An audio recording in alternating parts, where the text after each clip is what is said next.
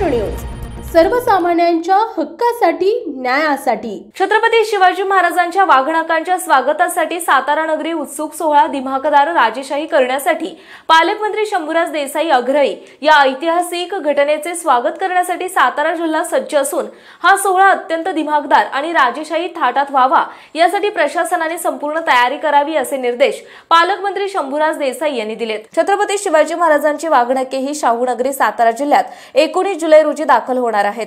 त्यांच्या स्वागताचे नियोजन करण्याची प्रशासनाची बैठक पालकमंत्री शंभूराज देसाई यांच्या अध्यक्षतेखाली जिल्हाधिकारी कार्यालयात पार पडली।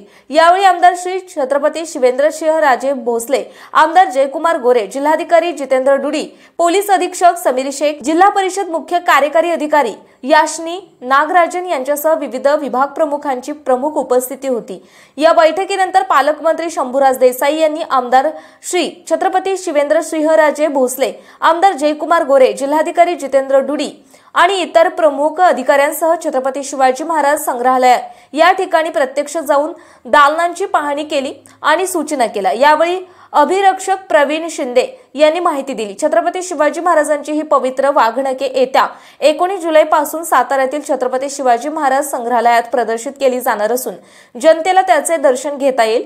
या वाघनखांच्या स्वागताचा दिमाखदार सोहळा आयोजित केला आहे। एकूण 7 महिने ही वाघनखे शिवाजी महाराज संग्रहालयामध्ये असणार आहेत।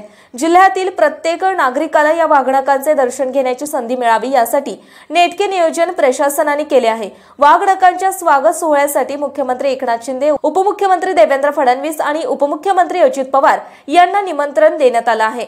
या स्वागत सोहळ्यासाठी संपूर्ण शहर आणि जिल्हाभर स्वागत कमानी उभारण्यात येऊन बॅनर, पोस्टर, संग्रहालयाभोवतालची अतिक्रमणे काढून स्वच्छता करण्यात यावी। संग्रहालयाची सजावट, विद्युत रोषणाईवरही विशेष भर देण्यात येणार आहे। व्हिक्टोरिया अल्बर्ट म्युझियम लंडन येथून वाघनखे आणण्यात येणार असून ही शिवकालीन वाघनखे संग्रहालयातील दालन क्रमांक 3 मध्ये ठेवण्यात येणार आहेत। वाघनखाच्या संरक्षणाकरिता सीसीटीव्ही कॅमेरे, सेन्सॉर, त्याचप्रमाणे संरक्षण यंत्रणेमार्फत बंदोबस्त चोख ठेवण्यात आलेला आहे।